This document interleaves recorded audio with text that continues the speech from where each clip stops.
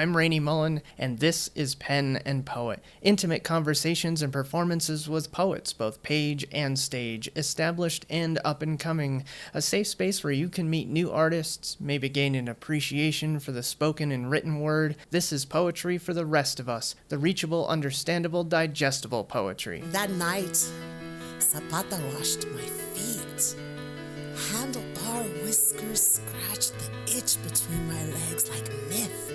On the days of our births, we breathe the dust of these memories, and it scours our flesh, smooths our skins, fills our lungs. All the dead desire most is to live in our memory. All they desire most is to laugh and to dance. I'm here with my guest, Rowie Shebala. She is a Native American Dene poet in Albuquerque. Her work can be found all over YouTube. She has been on at least 4 National Poetry Slam teams and is going on to her 5th time being on stage at the Women of the World Poetry Slam, this time as a representative for Albuquerque for what, the 2nd time? Albuquerque? No, first time for Albuquerque. First time for Albuquerque. I was the individual world poet representative for Albuquerque in 2016, 15? 15. Yeah. Yeah. And let's see, she's also published in various zines and magazines such as, is it pronounced Anik Press? Mm-hmm. Anik Press, Red Ink Magazine, Wicked Banshee Press, among others. And Rowie, thank you for coming by. Yeah. Let's see, so as with everybody else, I'm going to start by asking you to do a poem so everybody can get to know you. Just a regular poem. Any poem, Oh, be it, okay. Traditional or slam, your call. Okay, so I'm gonna do a short poem from my my chapbook that I brought with me, and it.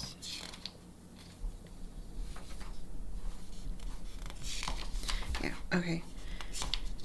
And then we can do more poems later on. Yes. I have this image in my head, on repeat over and over, a replay of a dream or maybe a memory. I seem to capture this picture perfectly in words I can't imitate with a brush of paint, and feels warm, soothing as crackling firewood. The motion of hot coals being pushed from side to side. It's a smell of burning oak, coffee, grandma's detergent. It's a safe embrace that my Che would give me, the reassurance of my identity and my dad's voice. It's a self-worth that holds in my mother's songs. It's the strength in my siblings' eyes. The duty of a Dene woman set by my aunt's daily example. It's the color of my uncle's unyielding faith, the expression of love and loyalty of my friends. This flashes in my eyes when I need a reminder, when I find myself tired, alone, and scared. This feeling is captivating and destructive, words easy to write, to express, to give into. This feeling, this image comes and holds me, whispers in my ear. If you are hearing this poem, you are fine. You are perfect. Nothing is wrong with you. Thank you. I think that's the first time I've heard one of your not slams. Yay. So I wanted to start with kind of your poems that I got to know you as. Okay. And also I assume a lot of people who have found you on YouTube know you with. The Love You Some Indians, because I actually have to say I grew up in New England and come from an Irish family who I was always taught, well, we have the Fighting Irish. Why is everybody all irritated about Washington Redskins and all that? And it actually took me moving here to Albuquerque into the Southwest to kind of realize that there is a huge difference between those two. And I know that a lot of the poems that you've done, at least on stage, have been a lot about that. So I wanted to ask you to talk maybe about that poem a bit, or at least the what a lot of your poems thus far that folks know you for are about. Well, Love You Some Indians was really interesting because it talks about all the I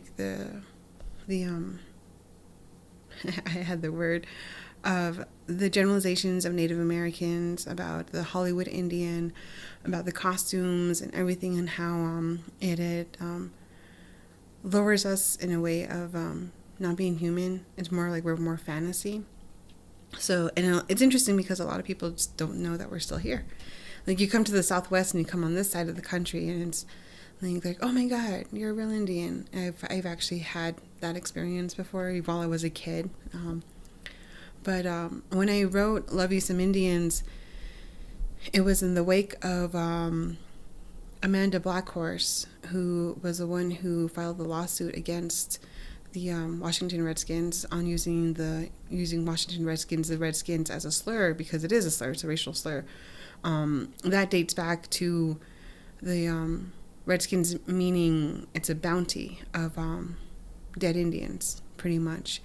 What they would do is they would actually have the scalps, the red skins of an Indian, and they would use it like 1,000 scalps. Well, you would get this amount of gold or this amount of money if you can produce so many different types of scalps. So they called it Redskins. So when they say it's an honoring, it's more of like you're honoring how many Native Americans that you have killed. So when I learned that, when I wrote this poem was in 2013. And I was going to nationals, and I was in Boston, and I was on the Phoenix team. My teammate and friend, the Clute, he actually sent me this picture of a activist, a Native American activist who was at one of the baseball games of the Cleveland Indians, and this guy was dressed up as an Indian with the headdresses and paint and everything, and he was trying to shake hands, and it just got me so angry, because I'm like, you're face to face with a real Native American, and you think how you're dressed and how you're perpetuating us is okay. So when I wrote that, it was just like, I remember being really, really angry and upset, and then just started writing from there. And then that's when I started to really open my eyes on all the injustice, the perpetuation of Native Americans, the appropriation of our culture, to a point where it's just just being disrespectful, to come right down to it, from that. And then that's when I started to really look at our history. So a lot of my poems do have historical facts in them, especially with my poem Indian Phoenix. It has all the facts in there, all historical, when I talk about Phoenix and the Indian schools, and to a point where there's a lot of things that happened to us. So that's how Loving You Some Indians kind of opened that door for me, that floodgate of, this is what happened to our people, and it's not okay, and you need to know, and you need to acknowledge the history of this, of our traumatic history that we have. So yeah, and it's weird because, like I said, I honestly knew nothing of that. I am one of those folks that just didn't realize that there are still people here, and it is an ugly thing. And it was actually our first year here. We went, my better half and I, we went on a week-long trip, and our destination was the Grand Canyon, but if we didn't get that far, that was cool. And we went to Canyon de Chelly and found a little boy who was selling rock things with drawings on it. And there was an old lady next to him, and she was trying to get him to better himself by leaving the canyon and leaving his family and all this. And my better half just turned around and started crying because and I asked the lady to leave because I was like, dude, this is where the kid lives, this is his life, and I asked him what he thought about that, and he's like, dude, it happens all the time. And I asked him what he wanted to do, and he's like, well, dude, my dad owns, a horse ranch down in the canyon. I just want to get more horses and kind of take over for him. And it was weird to learn that, I don't even know. So it's interesting with us as Native Americans, we have to live two lives. We have to balance two lives. We have to balance our Native American culture and how we were brought up, and to remember where we come from, the roots that we have. And And then we also have to balance this Western civilization on how we have to have the education, we have to speak English, we have to hold a job in order for us to survive. And it's when people go to that, there's a lot of we have a lot of people who are still very grounded at home. They're where they don't want to leave home, where they want to continue doing what grandma and Che means grandpa in Dene in our Navajo language, and it's like they want to be there and they want to like flourish our land, flourish with crops and with animals, kind of like how our grandparents had done. There's teaching behind it. There's like a whole holistic teaching behind it on how it makes us like be a better person in a way, for us to be able to fulfill hojo, which is like kind of like our way of life type of thing. So when people say like you should just leave the reservation and better yourself, I mean, we do have people who do go to college and get educated, and from there is like, and it's another form of us like, okay, we're gonna go back and we're gonna come back and bring our education home to where we can better our land and better our people, and to be able to use this Western civilization and to help our people flourish. And then we have those people who are like, no, I'm going to stay home and I'm going to take care of our land, and we're going to take care of our home, we're going to take care of our livestock, our horses, and we're going to be able to do that. So there's always that weird and hard balance that a lot of Native Americans have to go through, and they have to make a choice. And then of course we do have we're very connected to our people too. So like if somebody in our family is hurt or or needs help, then everybody comes home and they like take care of them. And from how I understand, it's kinship. So with that, so we have that. So we're like, our people try to stay as close, but then from what I understand, and it's when like with the Western civilization, like non-natives, on how their family life is like, okay, you're 18 years old, go be on your own, go do whatever you want, you're an adult type of thing. And they like kind of like shoo them out the door, and you're an adult, see you later type of thing. That's how I see that. And then but for us, it's like, okay, you're 18, go to college, but you're going to come home and you're going to help us. Go to work, but you want to come home and be part of the ceremony. You're going to go ahead and go live your life and make a family, but make sure you come back to where you're from. Know where you're from. Always remember where you're from. So that's kind of like how our people are. And then when it comes to like there is a part of poverty that is on the reservation, and because of lack of resources, lack of jobs, and then even with the lack of education when it comes to that. So a lot of people use what type of skills that they have, whether it be like baking and cooking, or even making jewelry, or making some type of art. We're very well known for our jewelry, and then also for our artwork. So from there, they continue trying to strive to make some type of income. And even with that, it's like we're learning how to survive in this Western civilization. So. And you mentioned something about the cooking, and I just have to say, because I didn't get a chance to say it in Flagstaff, that I think it was either your mom or your grandma that made some blue corn. I made it. You made it? Yeah. You made it. Yeah. So good. Thank you. I have never had that. I haven't had that since, before or since. There are some nights where I'm just like, I want some of that. Yeah. Even with that's a teaching too. Like when you have guests come over, you're supposed to feed them. So when it came to Flagstaff, you were on my home. There's the 4 sacred mountains, even here in Albuquerque. No, that way. It's like Mount Taylor. Mount Taylor is one of our sacred mountains. So like once you're within those sacred mountains, you were in my home. So I wanted to, during the Native American, the Indigenous open mic, I wanted to welcome everybody who did come and to try some of our traditional foods. A lot of time people will be like, fry bread and Navajo tacos. That's not traditional foods. It's so like the blue corn mush is an actual food that we use during ceremony, and we feed, and it's something that we did. So I wanted to make that for all the poets, and then my aunt made the tortillas. So yeah. No, it was really good. So changing gears a little bit, what actually got your start in poetry? Like I mentioned, you've been on a bunch of teams, and you've been on the Women of the World stage a bunch of times, and yeah, so where did you get your start? In Flagstaff.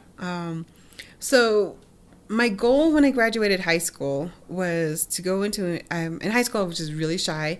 I think I was shy. A lot of people said I was not shy, but I was really shy. And I wanted to put myself out there. I wanted to go in spaces where you would not see a Native American. So when I went into college, I joined clubs. I was even part of a sorority.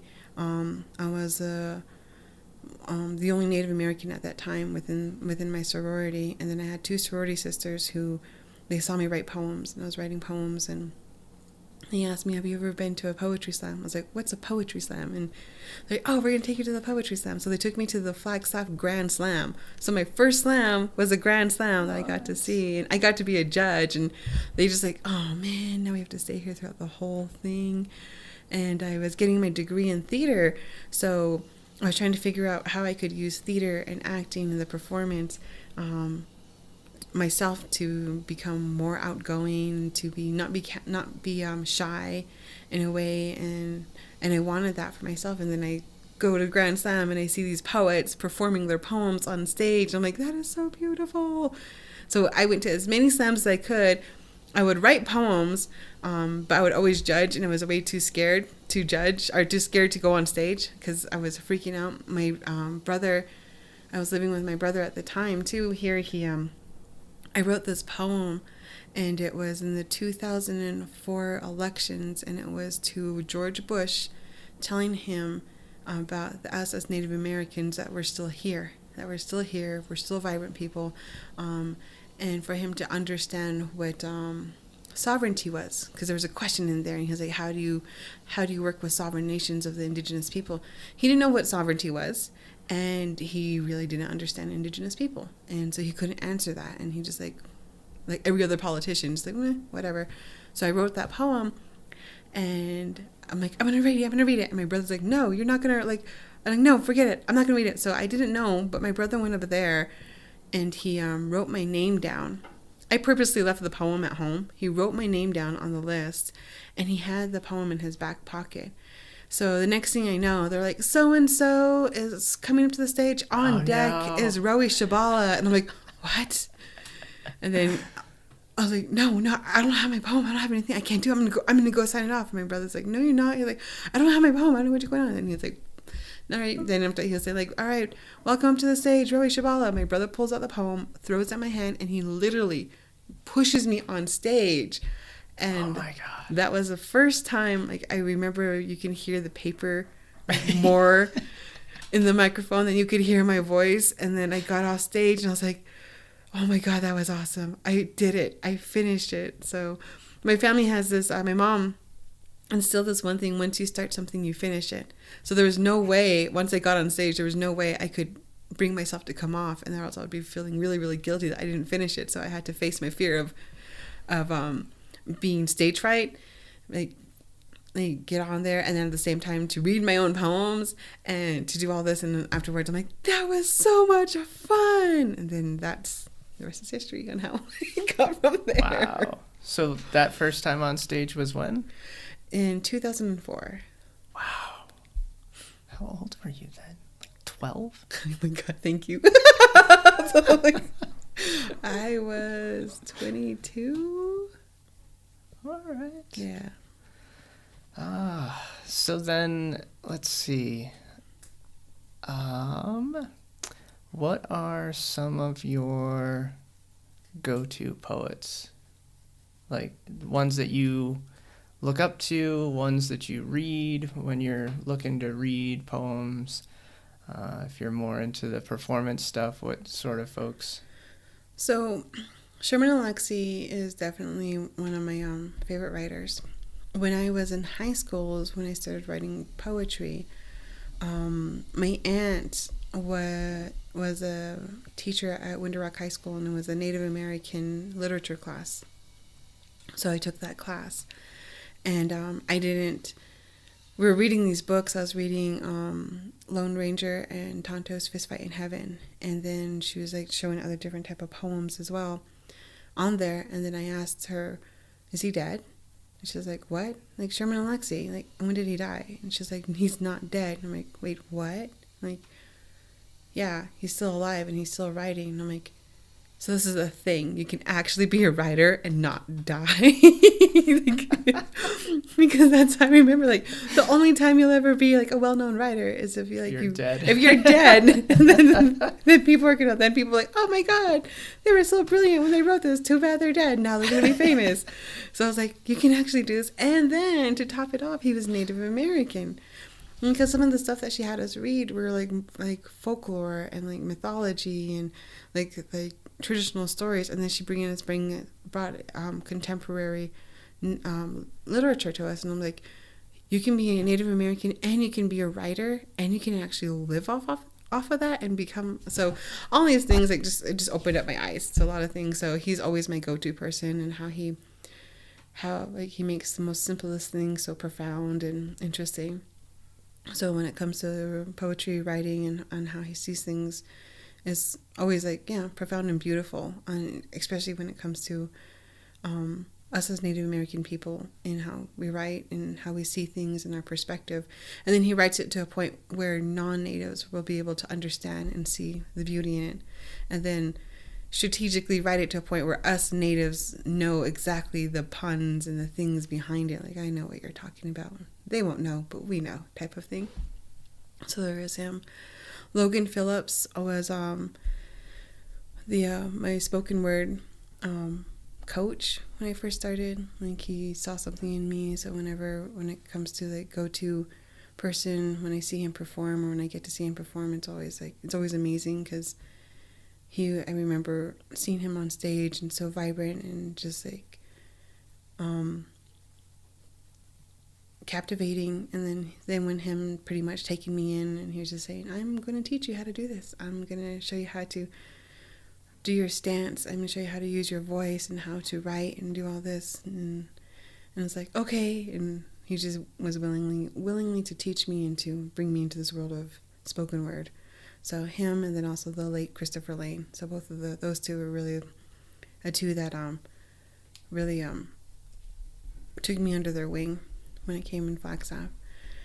And then so definitely those three. And then for the women, and just like the women here in Albuquerque, especially with Jessica, and how I just watched them. And then even with Damien, and how he came just the communities, and pretty much the people I look to are the people who take me under the wing or acknowledge me and oh my God, this and this, and then they see something, and it's really that those are the people I look to, because I know they see me and they hear me. And then there's other poets who are just well, okay, type of thing. So but definitely community like Jessica, Damien, and then Mercedes. So just kind of watching them and how they do things. And I always try to take away something from the poets. So those are definitely who I really look up to and see. Yeah, and it's a cool city to be a slam poet in, because, yeah, those names, they're not only well known in the community, but they rock it on stage, and it's really hard to compete against them. Mm-hmm. So you learn really fast, or you just get lost in the shuffle. So, how about another poem then? Okay. I can do Love You Some Indian, since we did bring that up. Oh, talking about sure. That. Bring it on. I haven't done it in a while, so I'm going to have to actually read it.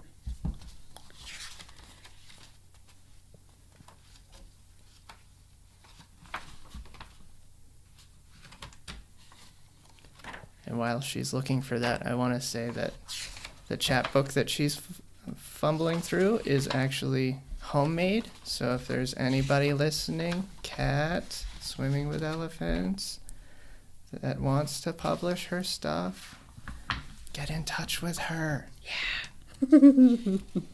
Okay, Love You Some Indians. Everyone in Cleveland loves the Indians. Everybody loves them some Indians. Love you some Indians. Be the Indian, not the cowboy. Throw on a war bonnet. Tell me it's fashion. Tell me how imitation is the sincerest form of flattery. Go to your local truck stop. Buy some dream catchers made in China. Hang them on the rearview mirrors of your Jeep Grand Cherokees, your Pontiacs, your Winnebagos, and as you drive down I-40, your vehicle will catch the dreams roadkill by manifest destiny, and the whole time your radio chimes, "This land is your land. This land is my land." Love you some Indians. Honor them by making them mascots. Turn them into cartoon characters. Costume yourselves in crimson paint. Use the blood off of redskins smeared all over. Cover every inch. Add big black eyes, big smile, and white teeth. And don't forget the fake feathers. Cover your skin. Don't tell me it doesn't come with privilege. Cover it. Hide like you're ashamed of pigment, like it separates you from the norm. Tan that hide. Work beneath suns. Make it so scarlet it becomes purple in the shade. Add feathers. Add bows and arrows. You are Indian. Now dance. The stadium is your bonfire. You are Indian. Practice your tomahawk chop. You are Indian. Cheer for the Braves that have a higher enlisting in our armed forces. Cheer for the Kansas City Chiefs as they make their way for the halftime spectacular. Welcome the Seminoles as a ghost of Osceola haunts the Enfield Washington Redskins. Don't change your name. Instead, hashtag Redskins Pride. Make social media our battleground. We all know that Indians don't have Twitter accounts. We still use smoke signals. Applaud the Cleveland Indians Chiefs Wahoo's bright white chompers as it casts you a reflection on how to love you some Indians. Go paint the town, double coat over history, whitewash the red bricks of the reservation. Let's have Indian days in our schools. Use November to teach our students the turkey dance with colored construction headdresses and teepees. Now go home. Wash off the paint. Go back to your thinking that you honored your team. Go back to thinking that you honored the Indian. We are only costumes. Go back to thinking that we only come out at halftime. Go back to thinking that you'll only find us in Disney and Western films. Go back to thinking that we only exist in history books. Go back to thinking that all of this was just fun and games. Now shake my hand. And ignore how your fingers lasso around my wrist, tying us to our ancestors, yet we still survive. Now tell me, how knowing me is your privilege, and how you loved you in Indian. Thank you. Still love that one. Yay. So, you've been on a bunch of slam teams, and at least so far as I know, you're one of the very few Native American voices that tends to make it to the finals stages or even into that crowd. So talk a little bit about some of your team experiences, because I know that when you have a group of folks, it's a lot easier when the voices are already kind of in sync. And I assume that you've been a little bit different in terms of just coming from a different background. So talk about kind of like the experiences you've had, be them good or otherwise. Interestingly enough, with the teams that I've been on, they have really been understanding with me, and they would ask questions, and they were very careful and very thoughtful when they would come to my background or my poetry or what poems to use. My first team that I was on, I didn't really bring a lot of my Native American poems on, and that was in 2011 with I was part of the Phoenix team. There wasn't really I remember bringing Women of War, which does have some Native American aspects behind it, but it's hidden to a point where it could be used all across like nations and everything.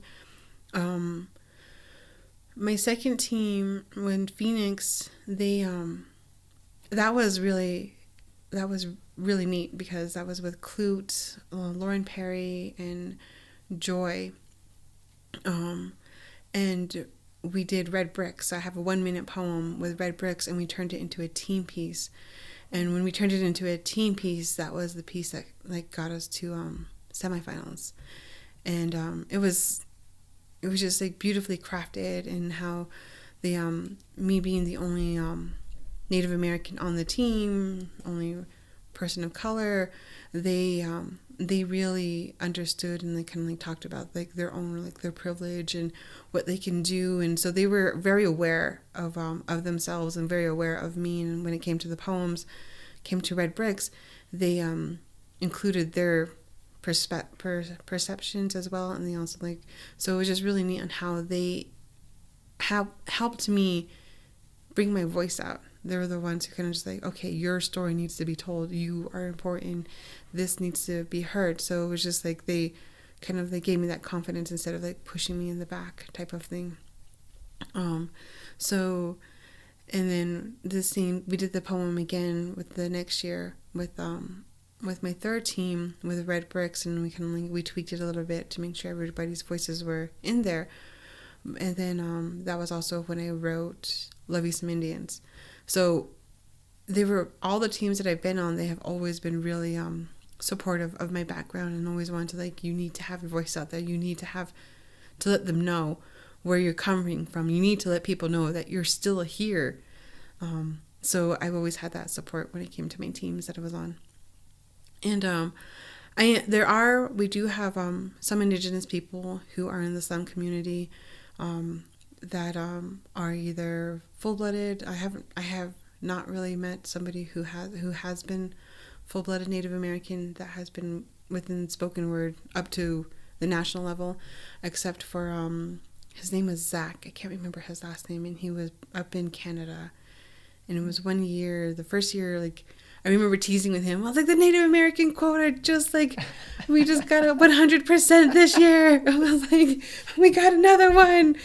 So there's the two of us, and I remember him and I talking like, we should do a poem about this. We should do a poem about that. We need to talk about this. And him and I were just like collaborating and talking. And unfortunately, later on that year, he passed away. So that hurt me and devastated me, because at the time it was just like, it's back down to me.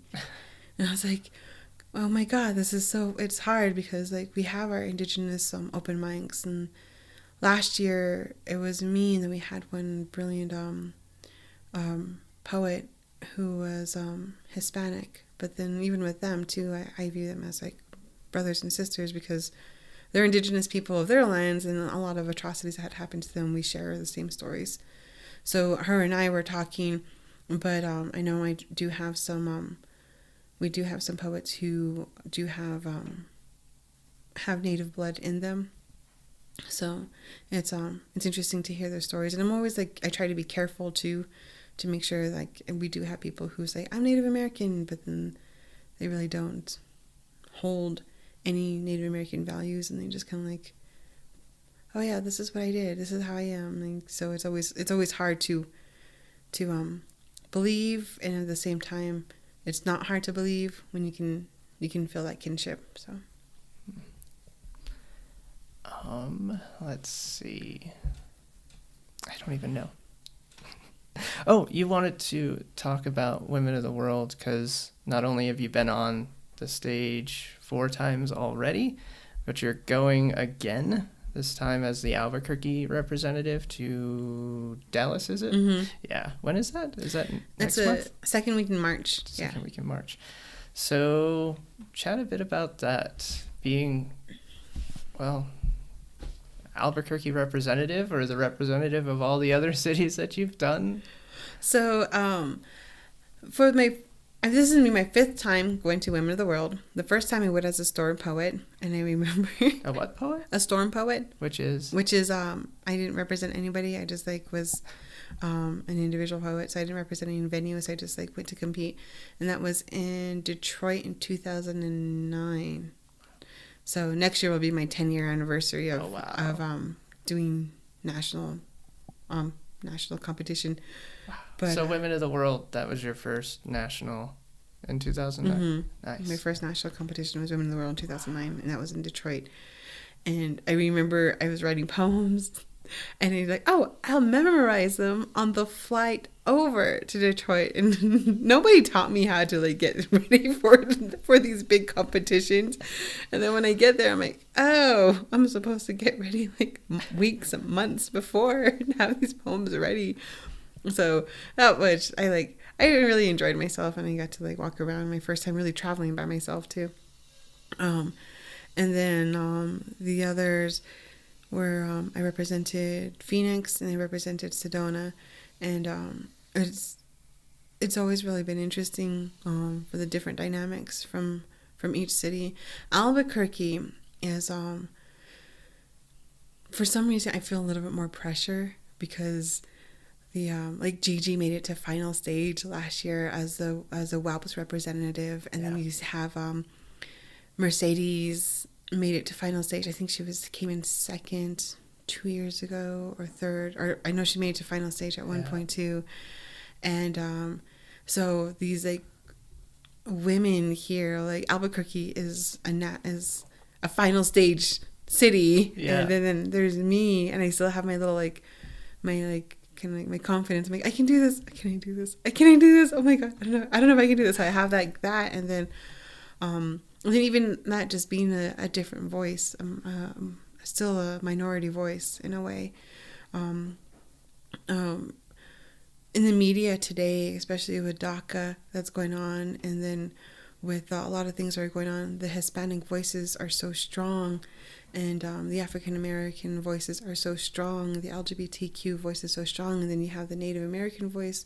We're like all over here, and we're trying to be strong, we're trying to be heard, and we're trying to be seen, and everything, and it's just like, it's still like, we're still getting there to that point. So I'm trying to build myself up where I can just be just as strong as all these other voices that will be coming to the stage, and at the same time sharing my experiences, which is always hard too because nobody really knows Native American culture.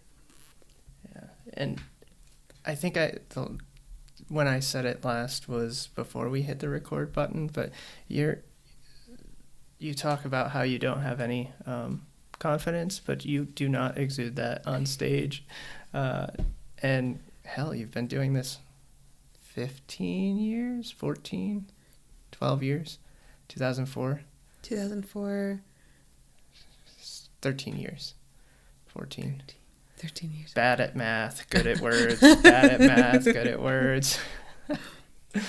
Okay, so then what are you hopeful that folks kind of walk away with from your poems? Be them, because you don't just write that, kind of historic political poems. You do a lot of fun ones. There's a bunch I've heard from you about, love and things of that nature. So what in general are you hoping that folks kind of walk away from with your stuff, even in Dallas maybe?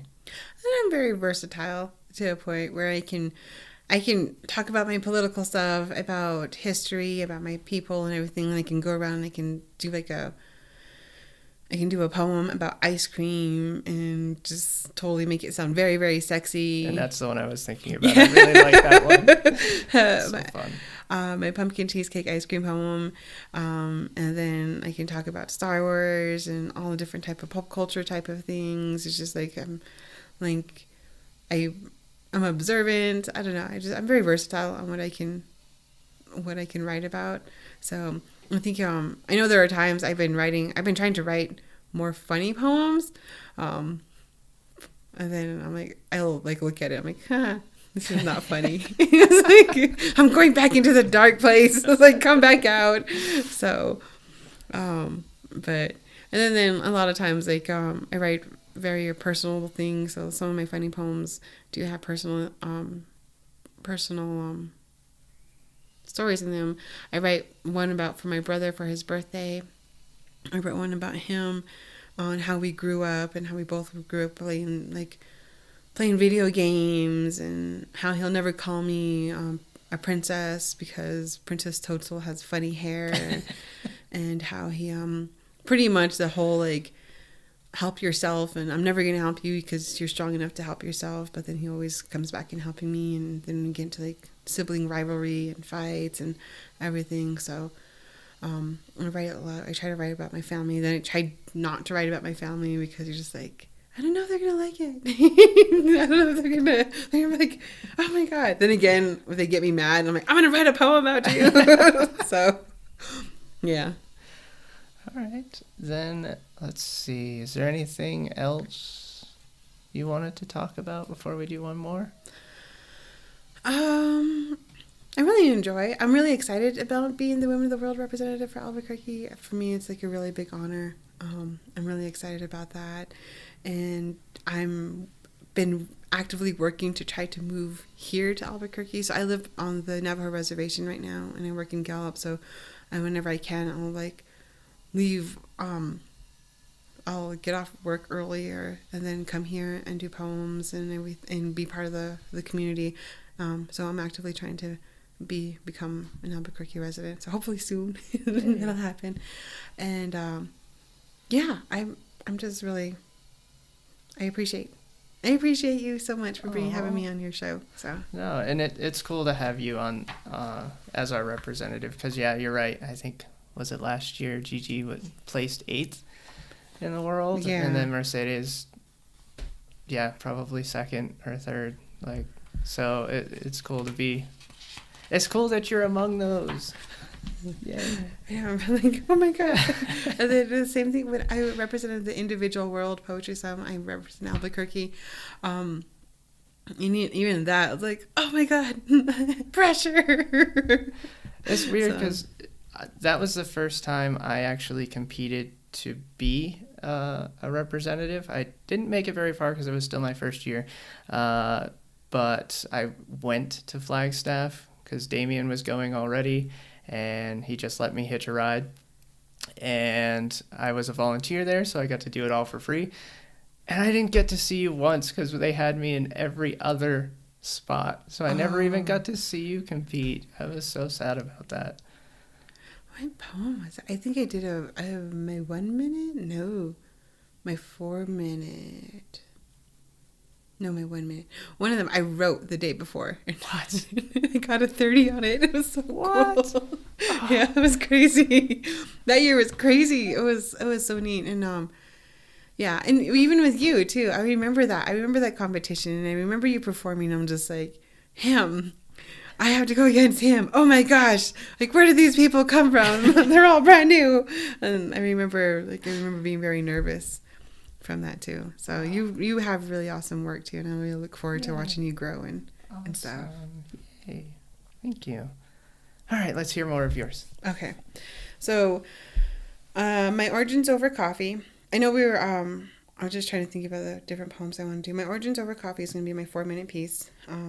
It was my 4 minute piece last year, but I wrote it 2 weeks prior, and I was trying to memorize on the way down. I have a really bad problem with procrastinating. So now I have two poems, and they're being edited right now, so I'm not even going to try to read those ones because they're going through editing, and hopefully I'll have them memorized by the beginning of February and whatnot. So my origins over coffee. My name, so Rowana is my English name. Shandine is my middle name, and it means sunshine in Navajo. And then Shebala is Zuni. My dad's 1/4 Zuni, or half Zuni, and I'm 1/4 Zuni. So, but we have a different name that I'm not allowed to share. But with that, it's just like there's a story behind it. So this poem kind of talks about that and the story in a roundabout way about my experience as this person. But then also has like the historical of things back in there. So it's just like, so that's pretty much what my origins over coffee is. So like my origins of being from the beginning all the way to where we're at from now. So little fact, like, you know, whenever I do this poem, I'm actually talking about all that. So this is actually about the name that's kind of the private family name? Yeah. Or home name, I guess? Yeah. All right, excellent. I remember my mother telling me, if you drink coffee when you're young, you'll always be short. 5-3 and my coffee is strong this morning.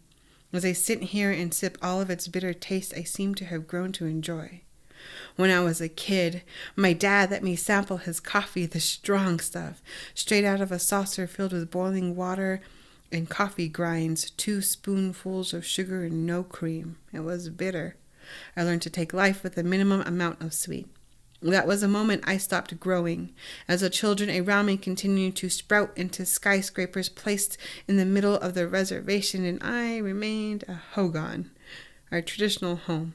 Single story, 1 room with 2 windows on the north and south ends of this home, and round, soft dirt floors that kept the imprint of my feet vivid.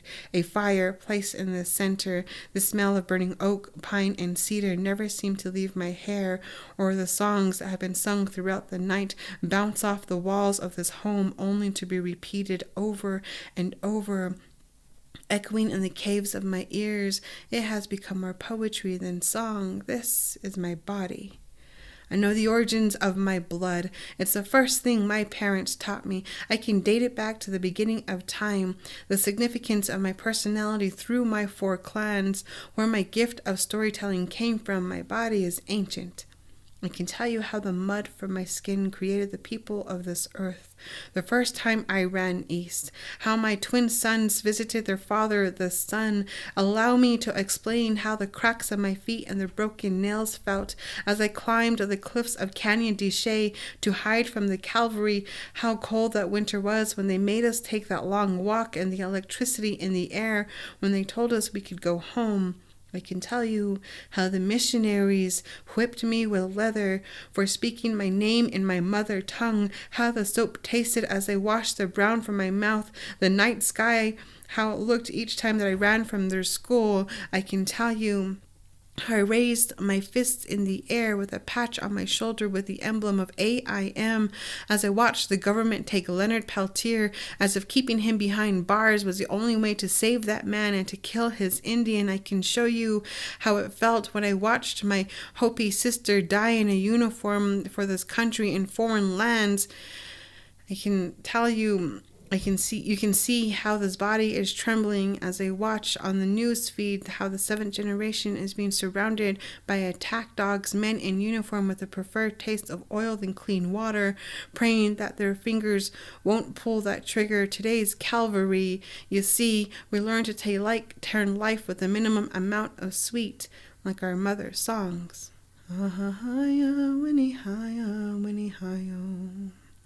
Our Father's protection. Our elders' stories. And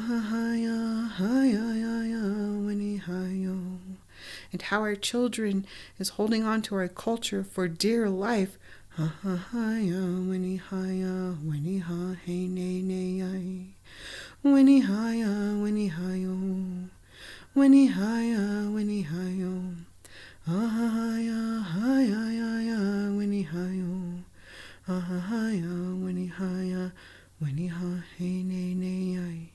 You see, I'm holding back my tears, sipping my coffee, whispering a prayer with 2 spoonfuls of sugar and no cream.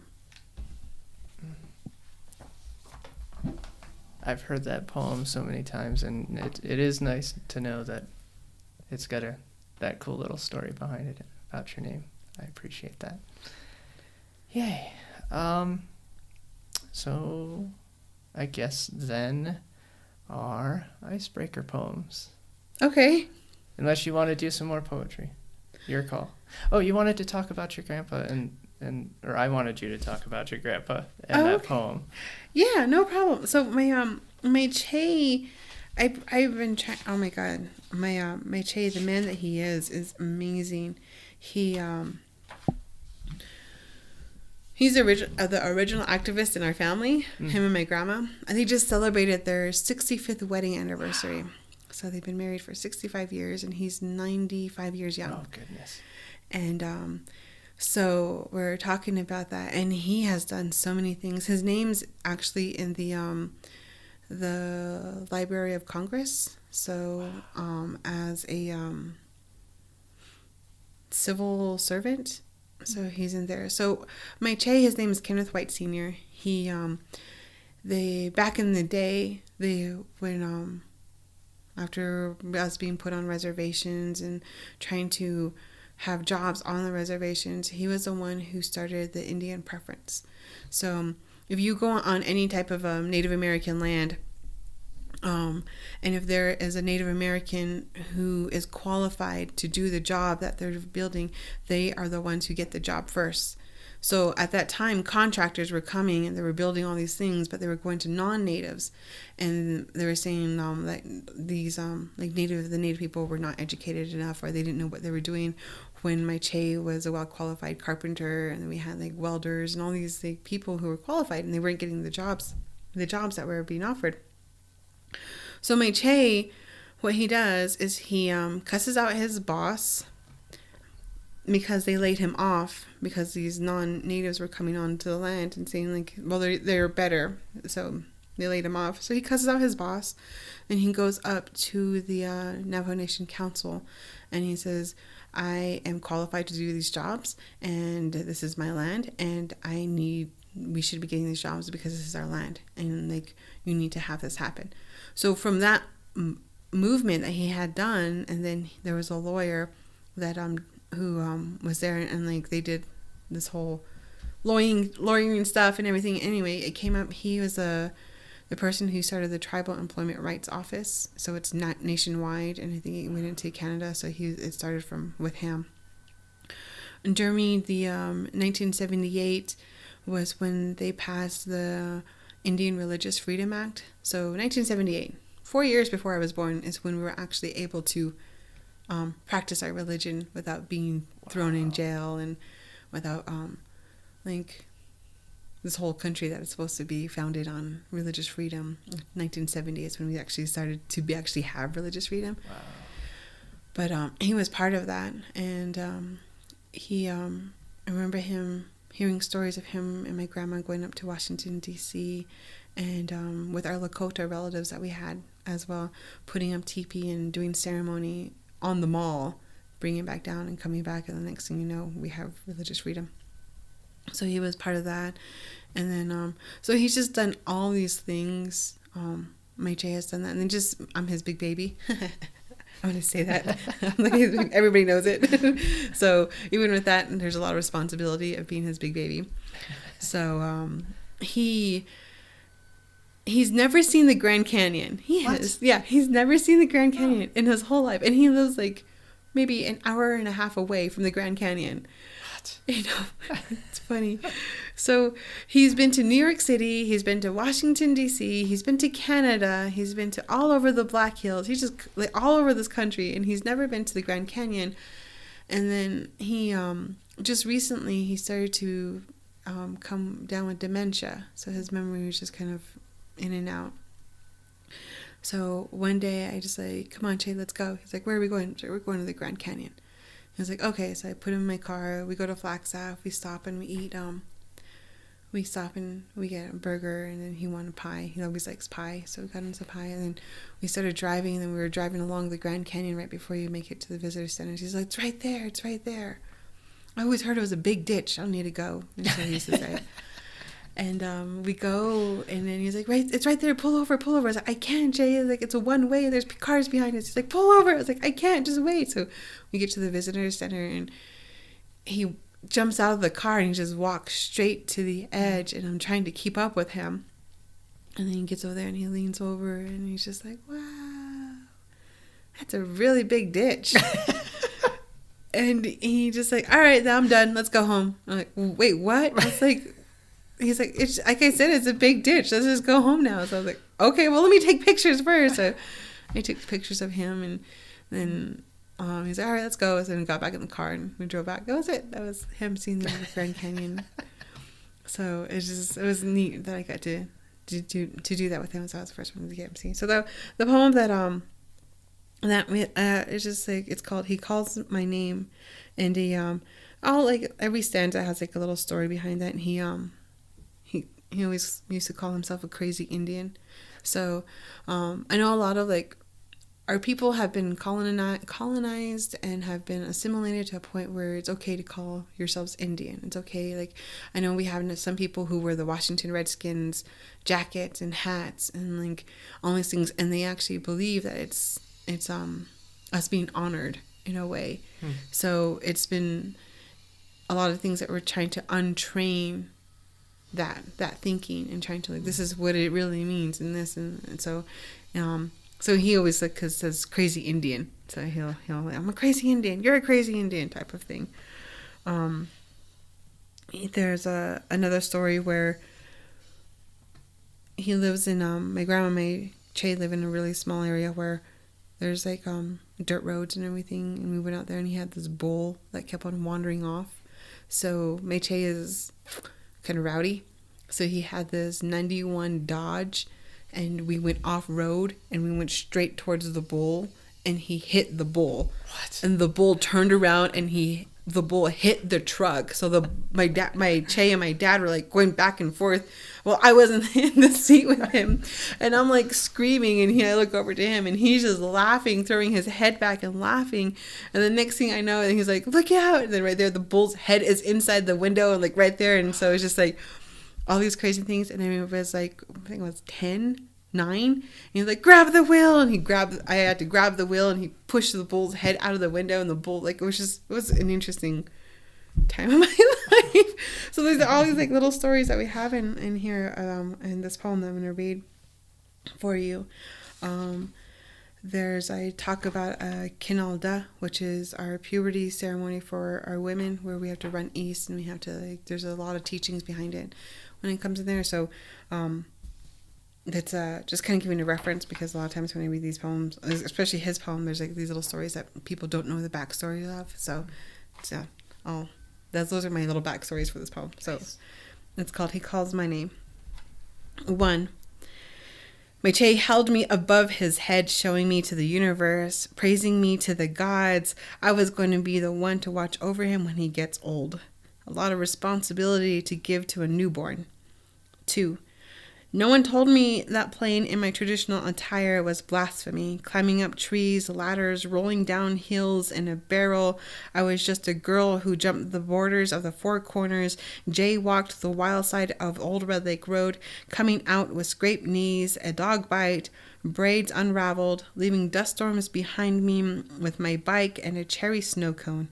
My skin brown as the earth after it rains. He called me Crazy Indian, just like him.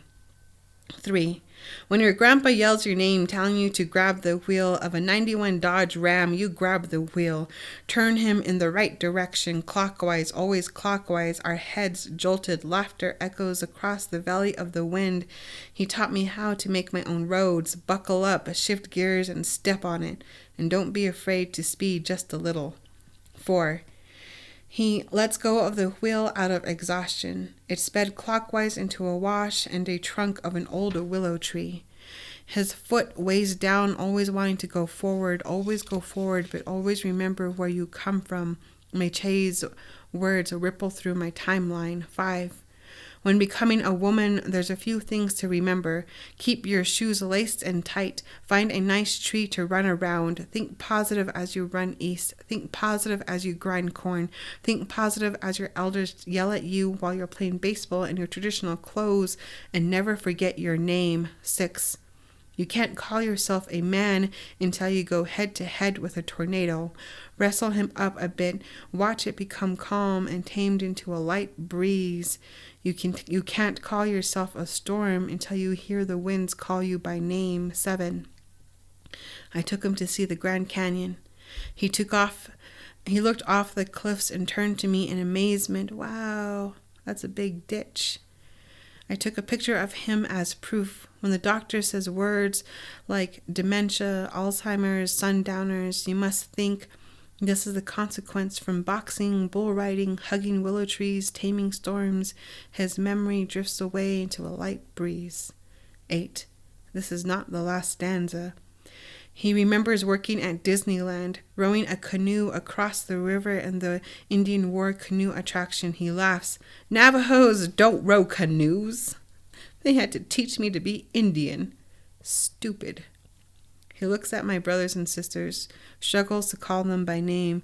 Before embarrassment can cover his face, he looks at me, holds me close to him, and says in tears, You will take care of me when I get old.